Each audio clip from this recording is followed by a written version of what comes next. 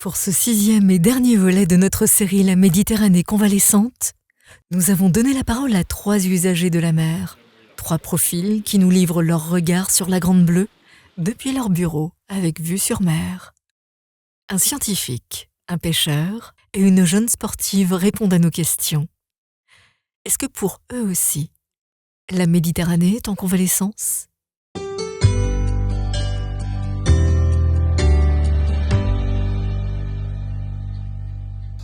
La mer, c'est un espace de vie, c'est un espace de travail et c'est un espace où j'aime bien me ressourcer.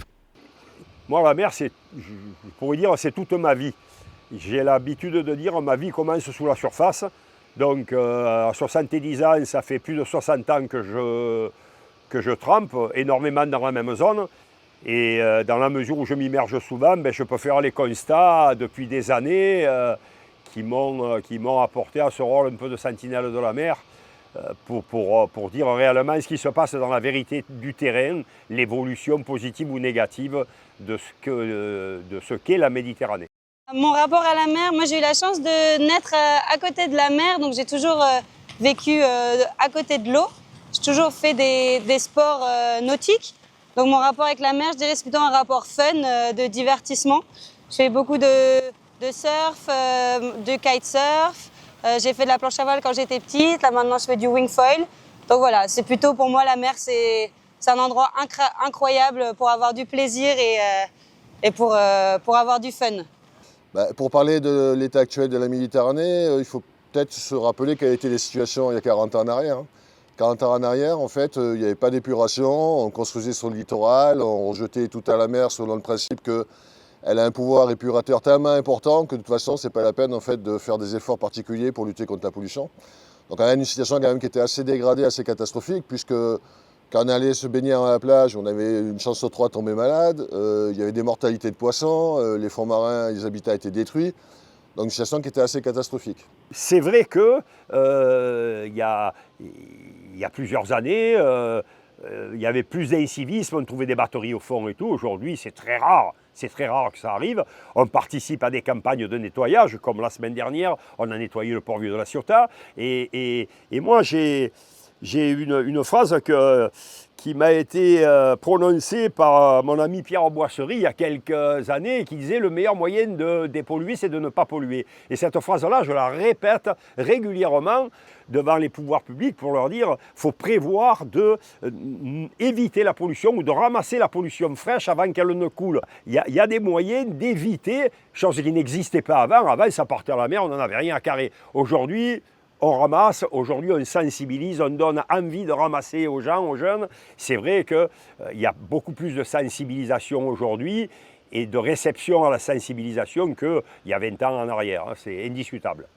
Je ne sais pas si c'est parce que je grandis ou si c'est que ça évolue, mais j'ai l'impression que dans les sports que je pratique, on parle de plus en plus d'écologie, de fait de respecter la mer. Comme je disais, c'est un terrain de jeu incroyable, donc il faut la sauvegarder, il faut faire en sorte que ça reste un plaisir d'aller dans la mer et pas qu'on trouve du plastique partout quand on y va ou qu'il n'y ait plus de poissons aussi, parce que c'est génial de faire du snorkeling, d'aller voir toute la vie que propose la mer Méditerranée. Là, on a la chance d'avoir Porquerolles, tout ça, et c'est incroyable. Il faut garder cette richesse et cette vie qu'il y a dans cet espace-là.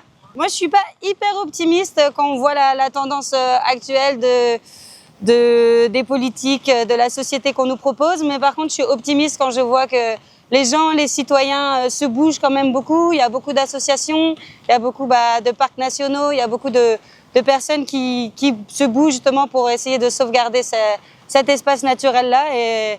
Et ça fait plaisir. Et moi, j'ai envie de les suivre et j'ai envie de les soutenir. Et c'est super beau de voir ça. Oui, si on fait un focus sur les jeunes générations, aujourd'hui, elles portent en fait un discours qui est plutôt pessimiste en fait.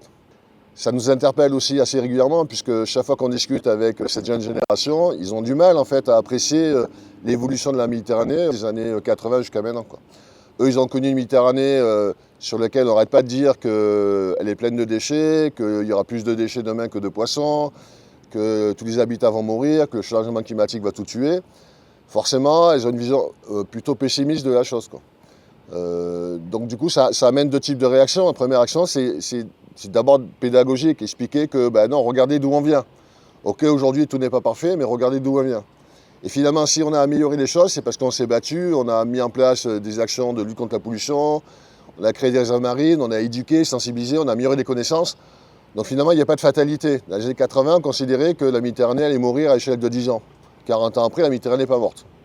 Donc le message que j'ai envie de leur passer, c'est de dire regardez un petit peu derrière le rétroviseur là, et prenez conscience du fait que vous êtes encore en capacité d'agir, vous, et qu'on a besoin en fait, de ces actions-là pour continuer à améliorer la situation. On considère que les années 80 étaient malades, qu'on s'est soigné avec toutes les actions qu'on a mises en place pour faire en sorte que la situation aujourd'hui est moins catastrophique que les années 80, et qu'on est bien dans une logique de quelqu'un qui se soigne, en fait, et dont la qualité de vie en fait, s'améliore. Donc le terme convalescence me convient assez bien, quoi. Pour moi, c'est un peu fort, convalescence. Ça veut dire qu'elle est en rémission un peu. Là, j'ai pas assez de connaissances. Je sais pas s'il y a du progrès vraiment par rapport à avant, mais j'ai l'impression que ça empire, que l'état des océans, il est pire. On parle de canicule marine, il y a de moins en moins de poissons, il y a de moins en moins de vie dans les océans.